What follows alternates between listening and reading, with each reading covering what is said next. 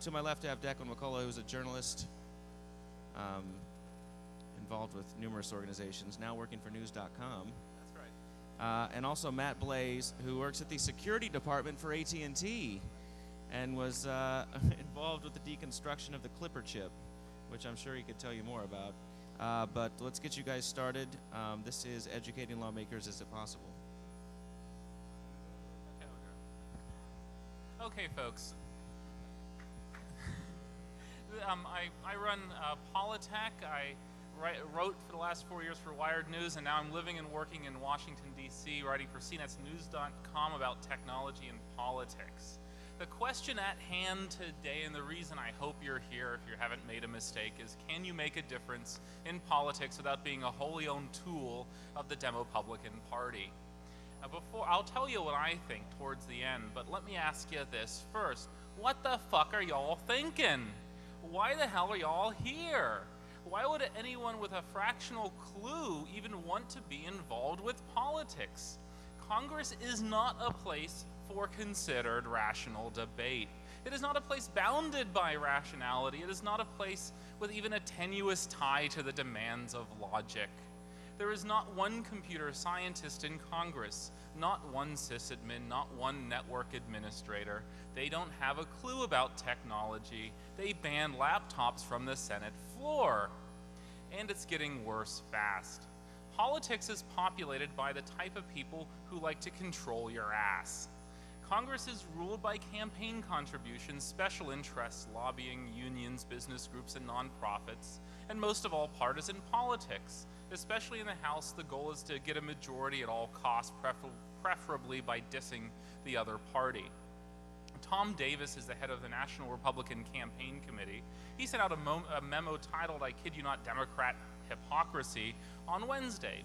It says Democrat claims that Republicans created a culture of permissiveness and enabled this evil corporate behavior are preposterous. Democrats have no credibility or standing to attack us on this issue. Dick Gephardt, the Democratic leader of the House, replied yesterday with his email that his press secretary sent me. Republicans have been talking about privatization of Social Security for the last 3 years, but in the last 6 months, he's talking about the financial accounting scandals. Social Security privatization has magically disappeared from the Republican message playbook. Well, now what does Enron or WorldCom have to do with Social Security? Even with Friday's close at 9,000 or so, the stock market is still a better overall investment than Social Security. It was around 3,000 in 1992. That's a threefold increase in 10 years. Like I said, no logic here. But let me go through some examples of stupid Senate tricks. Admiral Tom Wilson, the head of the Defense Intelligence Agency, firmly believes that Fidel Castro may be planning a cyber attack against the United States. I'm not making this up. Wilson told the Senate Intelligence Committee during a public hearing in February 2001 that the 74-year-old communist dictator is capable of initiating a, quote, information warfare or computer network attack that could disrupt our military. I mean, what, you got these M1 Abrams tanks hooked up to the internet? How about responses to September 11th? Oh, by the way, after that happened, the panel went into closed session to discuss classified material. How about responses to September 11th? You all know about the Patriot Act, the USA Patriot Act. What you might not know is that the wiretap sections of that law, using carnivore in some circumstances without a court order, were part of a bill that the Senate enacted unanimously on September 13th, just 2 days after September 11th. You see, the FBI and Department of Justice had this written just in case. That Thursday evening, the Senate approved the Combating Terrorism Act of 2001 by a unanimous vote. It was written by Orrin Hatch and Dianne Feinstein, two lovers of liberty. It says that any U.S. attorney or state attorney general could order the installation of the carnivore system without having to go to a judge first. Hatch argued that such laws are necessary to thwart terrorism. Quote, "It is essential that we give our law enforcement authorities every possible tool to search out and bring to justice those individuals who have brought such indiscriminate death into our backyard." The same day, in a floor speech earlier, Senator Judd Gregg, a Republican from New Hampshire, called for crypto restrictions. Gregg said encryption makers, quote, "have as much risk as we have at risk as a nation, and they should understand that as a matter of citizenship, they have an obligation to include back doors. Pretty much everyone yowled, and Greg eventually backed down. But he didn't do it publicly. His spokesman refused to comment. So I sent a junior reporter over to wait outside his office until the spokesman stuck his head out for lunch, and then he couldn't ignore us anymore. Well, at least we have an internet caucus to help us on these issues, our last great hope for sane internet legislation, a way to stop this censorial madness, right? Well, not so fast. It turns out that the Internet Caucus is chaired by Representative Bob Goodlatte, a Republican from Virginia, who also chairs the House Republican High Technology Working Group. And instead of supporting pro-internet bills, Goodlatte has been racking up a history of doing precisely the opposite. He drafted a bill to prohibit internet gambling. He was one of the big supporters of the Communications Decency Act. He was a vocal proponent of the Digital Millennium Copyright Act. He wrote a bill to make nonprofit copyright infringement, giving your dad a copy of Microsoft Office, a federal crime. Clinton signed it into law. He introduced a bill last year called the Anti-Spamming Act of 2001 that allows the U.S. Secret Service to police software that, quote, is designed or produced primarily for the purpose of concealing the source or routing information of bulk email. Well, that sounds good, maybe, but because of the broad way it's written, if you modify a Perl autoresponder CGI script to forge the from line of a message, you're guilty of a federal crime, $15,000 fine, and 1 year in prison. So this is what you get when you mix discussions of technology with the weak minds of the aging techno-halfwits in the US Congress. You get a screwball dialogue that veers haphazardly between the idiotic and inane. Let's remember and honor former Senator James Exon, a Democrat from Nebraska, who retired after shepherding successfully the Communications Decency Act through Congress. He once said in all seriousness, "The information superhighway is a revolution that in years to come will transcend newspapers, radio, and television as an information source. Therefore, I think this is the time to put some restrictions or guidelines on it." Joining Exxon was Larry Pressler, the former chair of the Senate panel that oversaw the bill that included the CDA. Here's an excerpt from a book that the folks at counterpunch.org wrote. Quote, "Mentally frail and morally inert, Republican Senator Larry Pressler is the telecommunications industry point man in Congress. He is a man long and widely derided in Washington as an imbecile of fantastic proportions." They describe how Pressler's colleagues watched in bemusement as he rose from a meeting and mistook a closet door for the exit. Pressler realized his mistake, but decided the best strategy was to stand pat. His plan backfired when his colleagues decided to wait him out and saw him when he emerged 15 minutes later. I remember one longtime Hill observer telling me about the late Senator Bill Scott of Virginia. He once fired his press aide for reading a newspaper while on the job. When Time magazine called him Time magazine called him dumb in an article, he held a press conference to deny it. Quote, "I am not dumb," he said.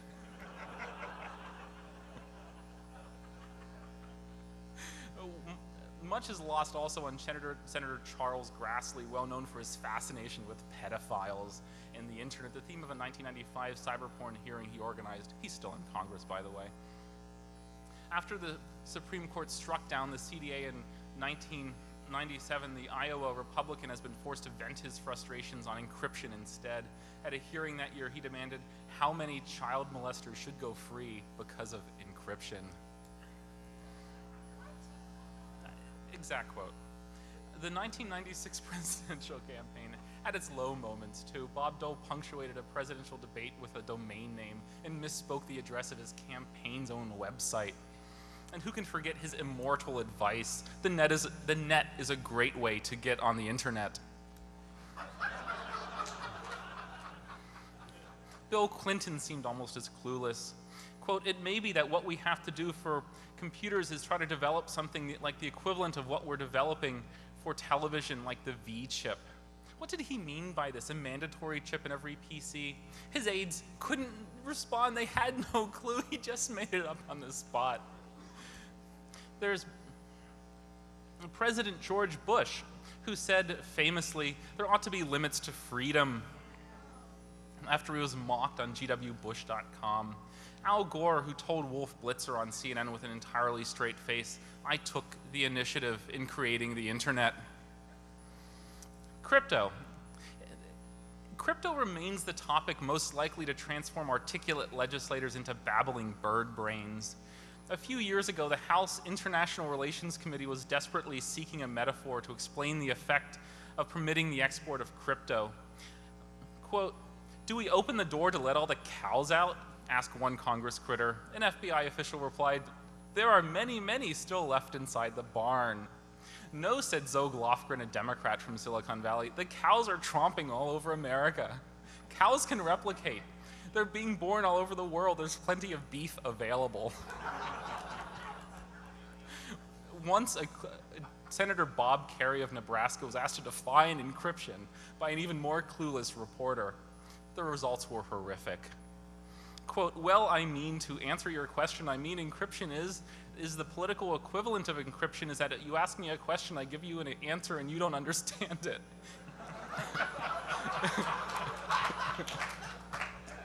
I mean, I intentionally garble the answer frequently. I intentionally garble the answer so that you can't understand what I'm saying. And that's, you notice I've got the ability to do that.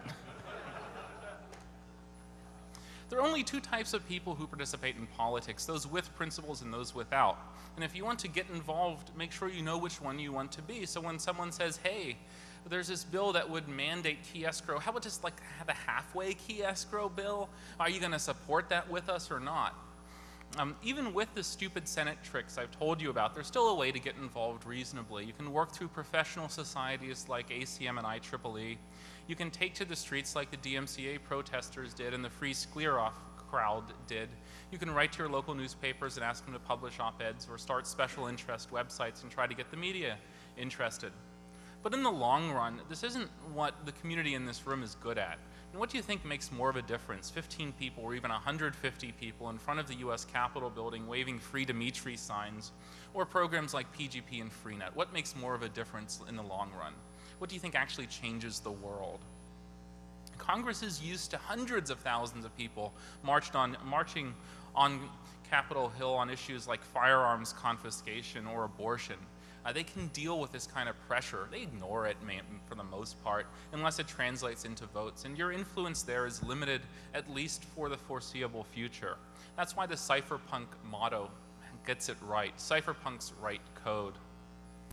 I'll leave you with one last anecdote. If you thought that Dianne Feinstein, who hails from the home of Silicon Valley and once was a mayor of San Francisco, might be more clueful, it would be badly mistaken. At one crypto hearing, she talked about whether businesses would prefer a, quote, hard key or digital key or a key infrastructure, a phrase that's nothing but meaningless blather. There was the time when one of her aides, who was in the room at the time, told me where they were introducing her to the internet. Here's your website, Senator. The chief of staff said, quote, take my seat behind the desk. Oh, here, Feinstein asked nervously. Now this thing controls the arrow on the screen. Uh-huh, the senator responded. Now put your hand on the mouse.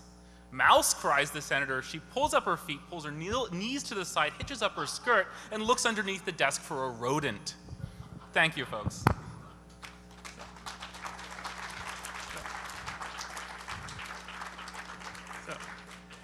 You have no idea how happy I am to get to follow that Declan. I've always admired the fact that Declan never reveals what his own opinions are. He's this model of journalistic objectivity, if I've ever seen one. So I'm a cryptographer by trade. I study how to use cryptography to build secure systems. I've been interested in that professionally for about 10 or 15 years or so. So my background is as a techie, right? I mean, I hail from the hacker community. I'm interested in the technology. I have this bias that says technology is a great way to have a huge impact, right? Small things small inventions technically can just have profound changes in our society. And you know, I still believe that's true, although I've been humbled over the last 15 years, really since my involvement in crypto, at what the limits of that are, and what happens when technology comes up against the public policy, the legislative, and the marketing world. The internet has become big business, technology has become big business, and that attracts a lot of non-technical forces to it. So what I'd like to do is essentially tell a story, and then hopefully Declan and I will find something to disagree about, but I'm not sure how easy that'll be, and then we'll open it up for questions. So back in 1993, the U.S. government, I realize that's before like most of you were born, but the U.S. government proposed something called key escrow. And the idea of key escrow was the U.S. government was afraid of encryption, afraid that encryption would become widespread and that would somehow hamper the ability of law enforcement to investigate crimes that had electronic communication in it, national security to do wiretapping and surveillance, and that this would upset the balance of power in ways that the government was probably reasonably afraid of. It hadn't happened yet, but they were worried that it would. So what they proposed was that encryption systems should, from then on, send a copy of the key to the government for safekeeping. So if you used an encryption system, you should make sure that any time you generate a key, you essentially mail a copy of the key to the NSA, and if anybody needs to investigate you later, they can just look up the key and decrypt your messages. And the idea was that vendors would do this, and the mafia, when they buy encryption systems, would make sure that they bought encryption systems that mailed copies of the keys to the NSA and the FBI. Now, that sounds kind of dumb, but actually that was pretty much the idea. And they proposed this thing called the Clipper chip. Now, the timing of this was interesting because we had reached a stage in technology where the community had realized that the data encryption standard was obsolete or rapidly becoming obsolete. It had a 56-bit key, which was really on the edge of what was feasible to break by exhaustive search. Moore's law, computer technology, had advanced to the point where we really couldn't trust the 56-bit keys in DES, which was the most widely trusted secret key encryption system, to be long enough. So the time was ripe for a replacement for the data encryption standard. And so what the government very cleverly did was came up with an encryption system that had a longer key. And that had an 80-bit key, and the system was called Skipjack. And unlike the data encryption standard, it was secret. They didn't tell you what the algorithm was. Instead, if you wanted to use the Skipjack algorithm, you'd have to buy it in a chip. And the first generation of these chips was called Clipper, the Clipper chip. And they would cost about $30, which compared with software encryption is obviously very expensive. But the market issue of hardware encryption versus software encryption aside, there was another problem with Clipper. And that was that it implemented key escrow. So along with the key exchange that it would do at the beginning of setting up a message with another one of these Clipper chips, it would encrypt a copy of your key with keys known to the government and include that in the message. And the receiving chip would make sure that you had done this before it would go into decrypt mode. So essentially what this meant was that if you didn't know the government key, the system would be as secure as the algorithm. But if you did know the government's key, then or these keys that were kept in escrow at the government, then the system would be tappable. And so as long as they could convince the mafia and the KGB to encrypt all their communications with Clipper, it would be secure against, competing organized crime organizations, but not secure against the government, and, the society could rest comfortably at night. So as a cryptographer and somebody who designs secure systems, I understood intuitively that this was a really silly idea. Political issues aside about how much power the government should have to do wiretapping, you don't even need to think about to realize that a system that creates big databases of keys and has essentially online requirements for setting up a communication is always going to be more expensive and less secure than a system that doesn't. So when Clipper came out, I was interested in understanding some more things about it. I was particularly interested in the question of how do they make sure that the key actually gets sent. So a bunch of us invited some people from the NSA to come up to Bell Labs and give a little presentation about Clipper. We hope to learn a little more about it. None of us would take security clearances. We made sure to stay in the unclassified world so that they couldn't arrest us if we published papers about it or criticized it. They came up and gave a little presentation, and they sent their techies. And it was a good exchange. We talked about what was hard about this, we talked about what was easy about this, and then, the little dream thing happened at the end. I said, would you mind if I posted a message to comp.risks, summarizing our meeting? And they said, no problem, and I did. And they said, we really liked your message. It didn't include the phrase jackbooted thugs, and most of the messages about this do. If you want to come down, we'd like to, give you some samples, and, you can play with them. And I thought, well, gee, this should be interesting. About the same time, by the way, somebody had posted to the net a copy of the NSA security manual, listing all of the security procedures at Fort Meade and what the different colors of the badges were, purporting to be the NSA security manual. So I had read all of this stuff. I had read Bamford's book. I had always been kind of in awe of the NSA world. So visiting Fort Meade would be a lot of fun. So went down to Fort Meade with a colleague. And sure enough, it's this very secure environment. There are people with guns. They didn't have Marine Guards anymore, but they had the NSA police, it was called. And if you had to go through this little zigzaggy corridor that would keep RF out, so the whole building was this sort of Tempest enclosure. If you walk down the wrong corridor, a light would go off, and this disembodied voice would come out and say, please identify yourself. And your host would have to hold up his badge, and you would have to hold up your badge, and then they'd say, please proceed.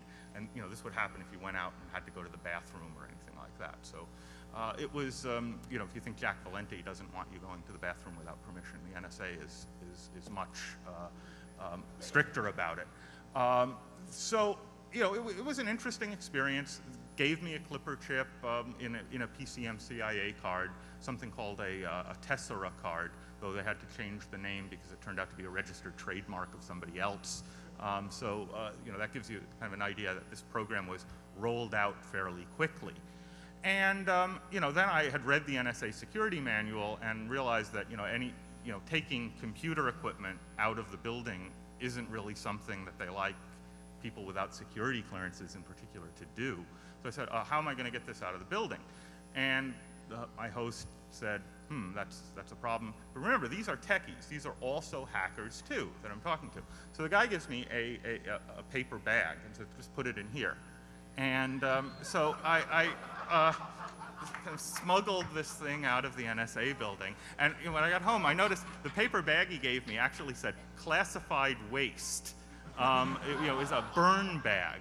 So I've got I framed it. I've got in my office my NSA burn bag. I'm really proud of it. But I had to return my visitor's badge, unfortunately.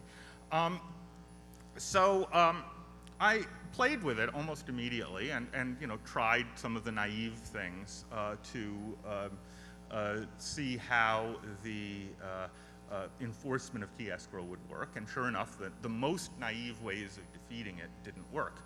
But much to my chagrin, the second most naive ways of defeating it worked just fine. And it turned out there was this whole litany of ways to defeat it, depending on how much computational power you had and how much cooperation you had from the person you're talking to. The entire key escrow system just was trivially easy to defeat. So I wrote it up, and I circulated a paper among some colleagues, and was very careful to do this entirely based on all the publicly available information. So there was no classified information involved here. And of course, because my techie hosts were cooperating with this, I sent them a copy of the paper, faxed it down there, and got a phone call about 3 hours later from my technical host down there and said, what are you planning on doing with this?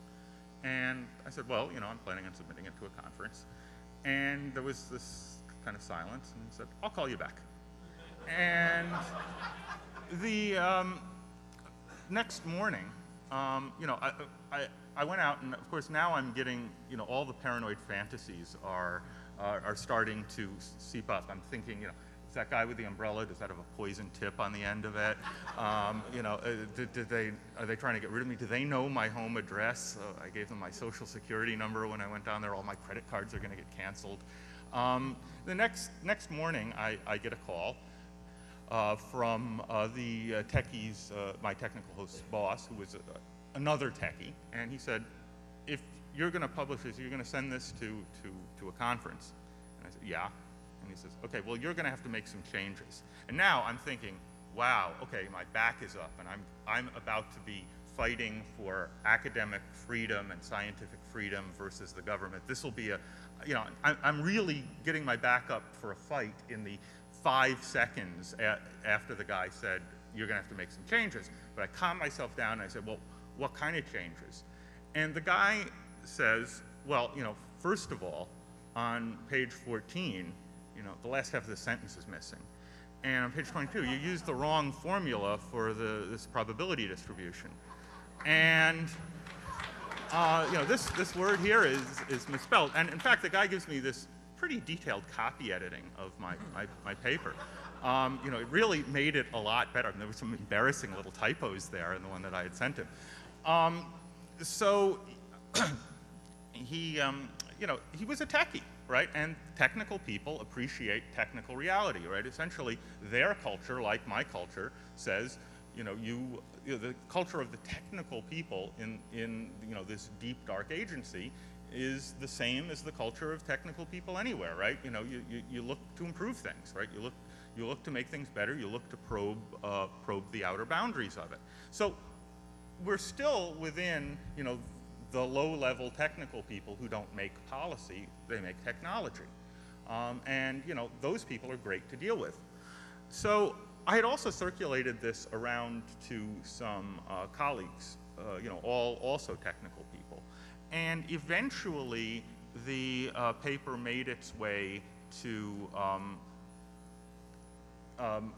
John Markoff at the New York Times. I think it was Jim Bidzos of RSA sent a copy to, he got a copy somehow, and he sent a copy to Markoff. He was having a fight with the NSA, and he figured this would be a good way to embarrass them. So I get a call from John Markoff, and then of course I have to get the AT&T Public Relations Department involved, and now it's gone from being a question of what's the reality, what's the technical reality, how do we make this as good as possible, to a full-fledged political issue. We decided,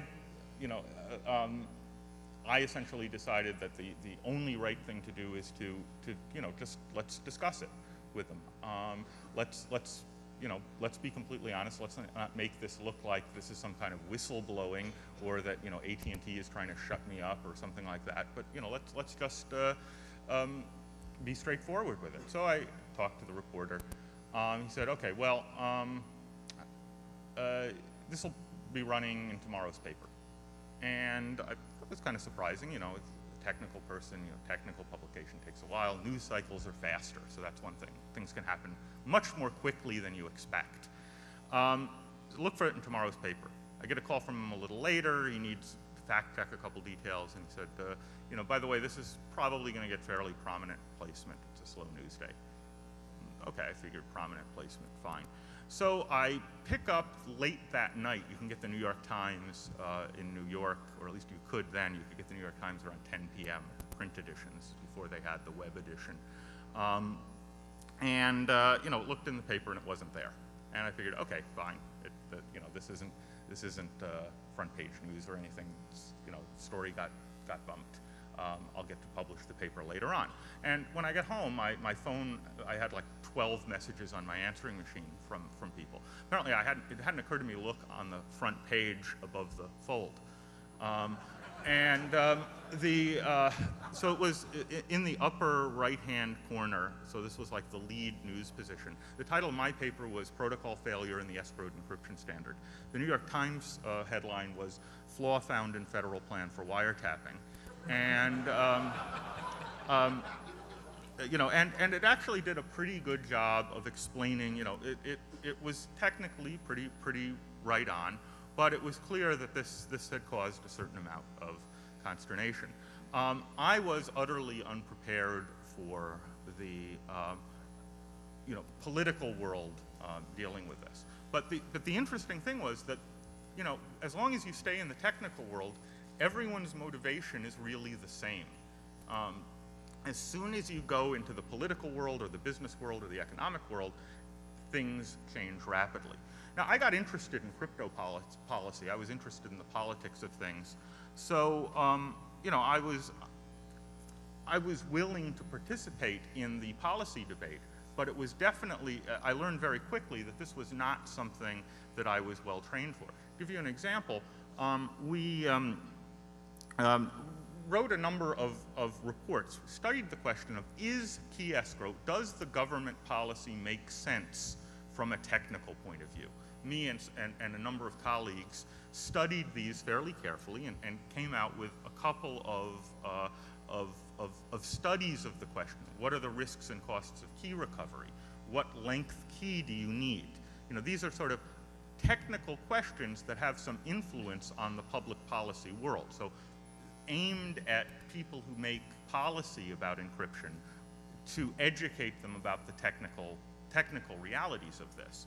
And the thing that was clearest about this was that the goal of the two worlds was so different that it's very difficult for the two communities to talk to each other. The goal of the technical and scientific world is to deal with sort of objective reality. Figure out what it is, figure out how to best engineer given objective reality. You don't get to negotiate with objective reality, right? The more you understand it, the better. Learning more things is good.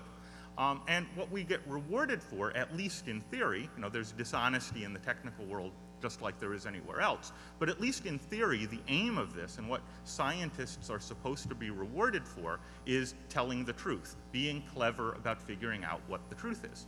The political and policy world doesn't have that goal, right? Their goal, rightly so, is not to, you know, Congress is not a scientific body, right? The goal of Congress is not to figure out the value of pi, right? The goal of Congress is that if there's one group that would prefer pi to be 3 and another group that would prefer pi to be 4, figure out which group to make happy, right? And they won't call the mathematicians in to figure out which group to make happy, you know, unless it's absolutely essential. I remember just one last story, and then I hope we can open this up for discussion. I spent a day doing on Capitol Hill with the group that had written one of these reports. We got to brief, among other things, the staffers of the Senate Intelligence Committee. Now, this is a cool experience for a hacker because these congressional committees meet in really, really cool places, right? On Capitol Hill, there are these secret briefing rooms that are tempest enclosed and have like multiple walls and barriers. This is just, you know, all this stuff out of the movie. One of the House Intelligence Committee is actually in the dome of the Capitol, and you can't go up there without going past a bunch of guards. It's really interesting. And they have the seals of all these different agencies, some of which don't have public names, so they had to remove a couple of the seals from the walls. before they'd let us in. On the way out, just a quick aside, on the way out, this is with a bunch of pretty prominent scientists who are in this little group, you know, people whose names you've heard of, and you know, all of us, after we got downstairs, had independently and unbeknownst to anyone else, stolen the little notepads from the table that said Senate Intelligence Committee, and one of us got the gavel.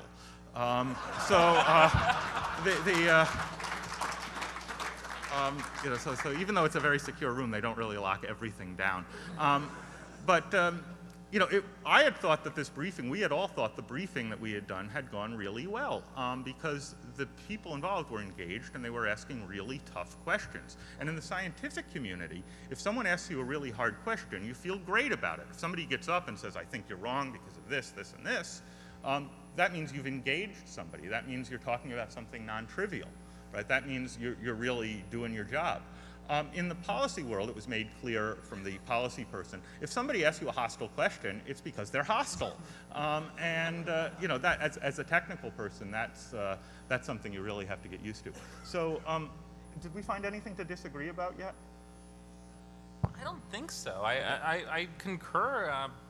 You know, the folks who are technical folks or people inside federal agencies are pretty good. They may not be the most competent in the world, but they are. They do share a lot of the geek or scientific technical ethic. Yeah. Well, one of the problems though is if you're really, really good and really, really smart, and you can get a 6-figure salary, why are you going to take your $50K a year civil service job? Right. Well, some of them are doing it out of a sense of patriotism. You know, there are people who could earn more in the private sector who I've met inside government agencies. You know, and there are bad people in the I mean, there are no bad people in my company, but there are bad people in companies. And, you know, so, you know, you get a mix everywhere. I think what we have to realize is that you have to, if you're called upon to brief a policymaker, or if you're trying to influence policy, you have to understand who your audience is. It's critically important that you not rely on only the kind of argument that's going to sway a technologist in the public policy world. And the trick is doing that in a way that doesn't undermine your own credibility at home, right? Doesn't undermine your own credibility in your own community.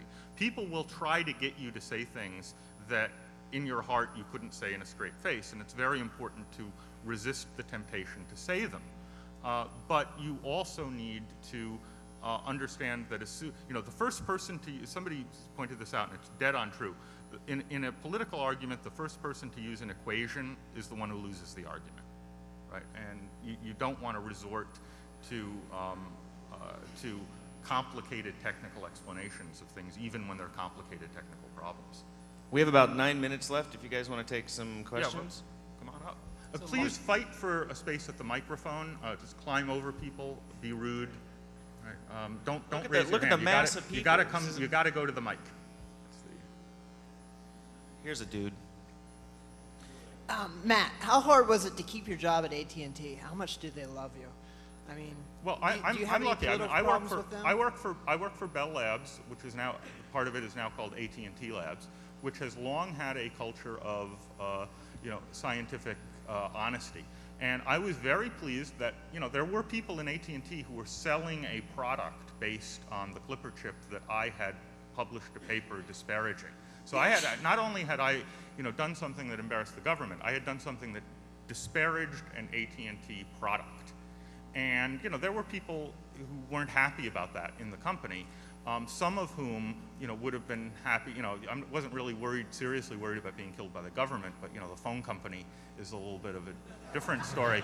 I was very pleased that you know, the reaction from management in research was, our job is to tell the truth. And, you know, they stood by that. You know, I got a raise. First of all, Declan, thank you very much for Politech, for being one of the few reporters with a clue. I think the man deserves a round of applause for being just, you know. certainly the best technical journalist I can think of, so thank you. In my question, in both of your estimations, why do you think the code is speech argument in the DCSS case, now a couple years old, failed on Capitol Hill in the courts? Well, okay, I'm not directly involved, but my understanding is that the code is speech hasn't completely failed, but it turned out not to be. They decided it on a different issue. I think the courts pretty well recognize that code is speech. The unfortunate thing is that's not sufficient to get all the First Amendment protections we'd like for it. And this is something you should definitely aim at the lawyers to get a subtler understanding of than I'm capable of myself. But I should just say a quick rant on this. My doctors told me not to talk about digital rights management because my blood pressure goes up too much. But back in the crypto debates, it was very frustrating. It took about 8 years for the policy to go from really frustrating to reasonably sensible. But there was a sense that the people I was arguing with were arguing in good faith. That the arguments on the other side were pretty well on the table, and it was really a question of, a question of values, a question of what relatively subtle technical arguments you'd believe. They believed that they were genuinely protecting people. In the case of the digital rights management stuff, oh God, my blood pressure goes up. You want to say, liar, liar, liar. It's hard to imagine that some of the arguments that are made on the, computers are bad because they allow copying, can possibly be made by somebody, without believing that they're lying. But it's very frustrating. I'll give it a shot. Back when Congress was doing the DMCA in '98 is when they got enacted, if I recall properly.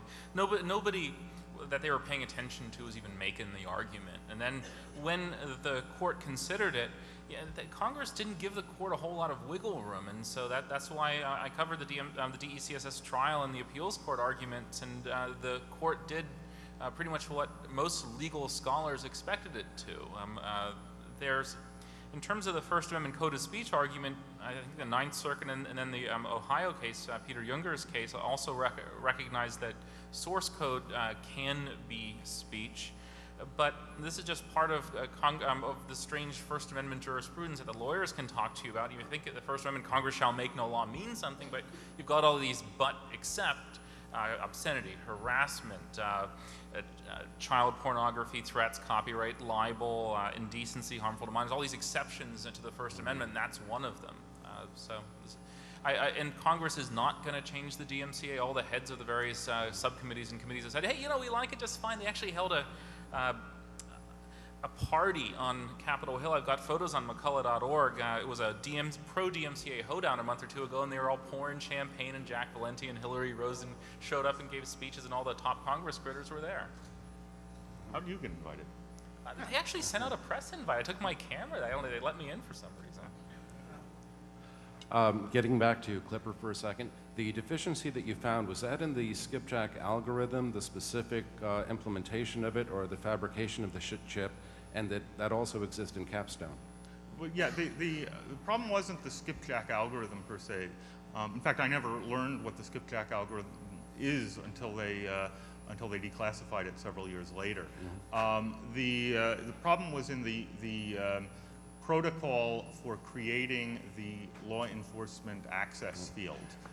And the way it was set up, there were two things. First, you could spoof one if you had the cooperation of the receiving side, and secondly, the checksum was searchable by exhaustive search.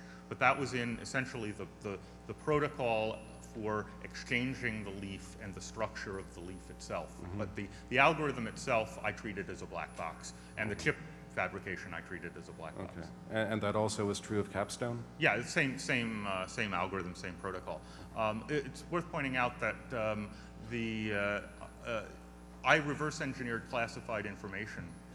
Although I didn't have direct access, I never took a security clearance. I reverse engineered classified information to figure this out.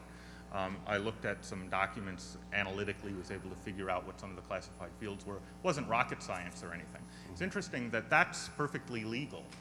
If this had been a copyright protection system, then I could go to jail. So, Thank you. yeah. I have a comment and a question, Matt. Surely there are some things at AT&T Bell Labs that are off limits for research, like, for example, cell phone safety. I think there are limits even on what you can do in Bell Labs, especially in this new mean, lean time. Yeah, well, But we're not a cell phone company anymore, Right. so Oh, I you're suspect lucky. I could probably do cell phone that's- safety without ruffling any that's feathers good. at all. We're a lot of cell phone users. thank so. WorldCom for something. Yeah. So my question, though, is how long do you think it'll be before there will be product liability for software? At the moment, even though there's software in everything, somehow all those manufacturers have managed to weaselly deny their liability through shrink-wrapped licenses and that sort of thing. And it's been terrible for the industry as far as I can tell, particularly for security. Yeah, there are some subtleties here, and this is not my area. I share your puzzlement at the fact that we have liability pretty much everywhere in life except software. I'm not sure what the unintended consequences of extending liability to software should be. I mean, that's something that economists and lawyers and techies need to study. But I am sure that we're in a terrible situation as far as internet security with all of these essentially exploding computers out there, and running operating systems that can not only harm the user of the computer, but if they're hooked up to a DSL link, can harm everyone else on the net. And the responsibility for that we have right now is none. To add a brief addition, I don't think that you're going to see Congress saying, oh yeah, we're going to have product liability for software anytime soon. I'm not sure that what such a rule would do to the free software industry in any case, but there's nothing stopping a software maker from saying in their end user click wrap license, yeah, you can sue us. Sure, we're entirely liable and we're going to charge you $10,000 for this $100 word processor. So it can happen right now. The market does not prohibit it. It's just that nobody seems willing to get that kind of insurance or to get sued. We're going to have to wrap up because in a few moments is the keynote with Aaron McGruder. I want to thank these guys for a great panel. And stick around.